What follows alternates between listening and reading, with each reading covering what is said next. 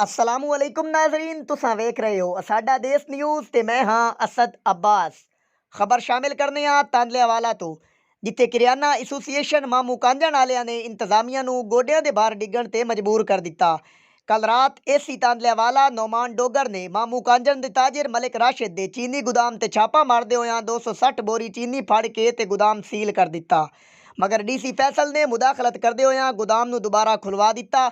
इस ते तफसीली रिपोर्ट करनगे अली हसन साबरी जी। बेतहाशा महंगाई तो तंग आवाम की हालत वेखदे होया नवे एसी तांदलियावाला ने मुखबर की इतलाह ते मामू कांजण तो चीनी के डीलर मलक राशिद के गोदाम ते छापा मारिया, जिथों 260 चीनी दियां जखीरा कीतियां गईयां बोरियां बरामद होवन ते गोदाम नूं सील कर दिता। रात का गुजरा नहीं सी कि किरियाना एसोसीएशन मामू कांजण ने शहर भर दियां दुकानां बंद करवा दित्तियां, जिस ते डीसी फैसलाबाद ने एक्शन लैंदे होया सीलशुदा चीनी के गोदाम नूं डी सील करवा दिता ते आवाम वास्ते इक्को ही गल इनू कहंदे जे इतफाक विच बरकत, कुछ समझ जावो ते जी।